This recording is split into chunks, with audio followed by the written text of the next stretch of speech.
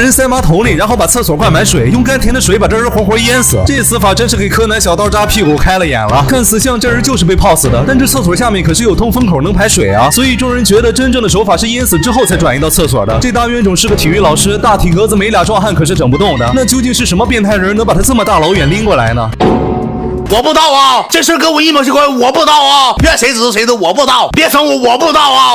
OK， 铐起来，结案，就是你把马桶弄堵的。但咱讲话呢，经纪人要想杀人，哪用得着这么麻烦？几拳不就把他骨灰捣碎给他扬了？这会儿警方在死者肚子上发现了一个拳印儿，这回行了，人赃并获了。但警人再仔细一查，死者胳膊上竟然还有被电击的痕迹，那看来就不是阿珍了。习武之人用电击棒，那真是外行看笑话，内行看笑话。这时阿珍也承认了，那个拳印确实是他打的，因为当时死者喝多了，看阿珍太黑不顺眼，就想揍他，结果阿珍直接一拳把他又打成乖宝宝了。哎，相信大家会问了，那1.85米嘎嘎板正的毛利大叔肯定也能搬动尸体，为啥不靠他呢？主要是因为当时这个社交悍匪正在球馆泡妞，跟死者同行的2个女人都惨遭了大叔毒手，他俩被泡前还一起出去找了死者一趟，谁能想到啊，这个男人也被泡了。所以现在最离谱的就是除了阿珍之外，所有人都有不在场证明，并且法医还查到死者肚子上有勒痕，这说明凶手是拎着死者给他塞进马桶里的。在场有麒麟臂的只有这个小黑。此话一出，气得阿珍一怒之下便怒了一下。这会儿下起了雨，水流竟然绕过厕所上方通风口流了下来，伸手一摸，上面还胶粘。突然柯南发现这儿的地面好像有点凹陷，而且墙壁上还留下了水的痕迹。同时他也回想起刚进厕所时好像有股煤油的臭味。咱讲话呢，死者平时吃的东西挺变态啊。这会儿警方从垃圾桶里找到了4个空罐，开口处还有烧焦的痕迹。瞬间柯南脑袋轰的炸开，他直接假传毛利圣旨调查了厕所顶部，果然上面也有烧焦的痕迹。柯南懂了。画面一转，柯南把大叔叫了过来，同时还用毛巾塞住了排水口，下一秒便一针麻醉放倒了大叔。OK， 各位，现在这一大滩水已经漫过了我的臀部，马上就要泡敷囊了。很明显，案发时也是这样的。没错，虽然挺扯，但凶手就是用这个厕所把那人淹死了。咱讲话呢，这个死法味儿也太大了，很难想象死者当时喝到了什么。OK， 那么现在请我们的曹哥进厕所做一下实验吧。那边那个男人婆，你先把胶带粘到上面的通风口上，然后再点燃装满煤油的罐子，放在厕所上方的架子，最后一定要严严实实的封紧厕所，给我们曹哥最纯正的味觉体验。这会儿厕所的煤油罐疯狂燃烧，然而火熄的时候，曹哥察觉到了不对劲，紧接着便开始疯狂砸门。在门打开时，巨大的水流从厕所涌了出来。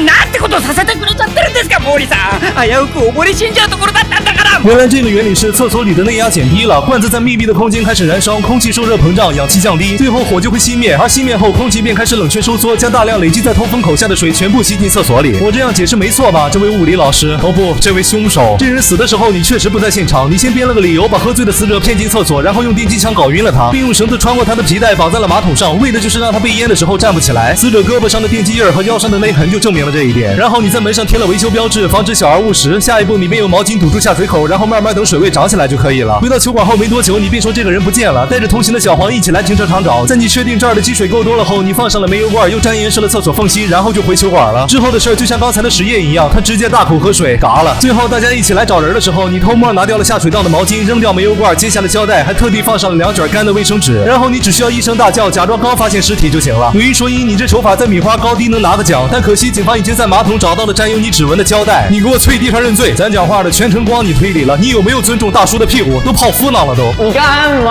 这会儿黑发妹也承认了罪行，原来她是为了替小黄的妹妹报仇。妹妹跟黑发妹是好朋友，同时跟死者也是情侣。恋爱时他俩如胶似漆，一起吃饭，一起逛街，一起殉情，这都什么阴间活？但最后跳海的时候，男人被吓麻了，一个悬崖勒马把妹妹给骗下去了。最可恨的是，这个男人之后还舔着个脸跟我炫耀这件事儿，我一定要杀了他。妹妹一直在水里等他，那我就用水帮他把这个渣男送过去。犯人を探しに行ってた？自分なら見ればその先でわかると思いまして。で、あわよくば一戦交えたいとか思ってたんじゃねえのか？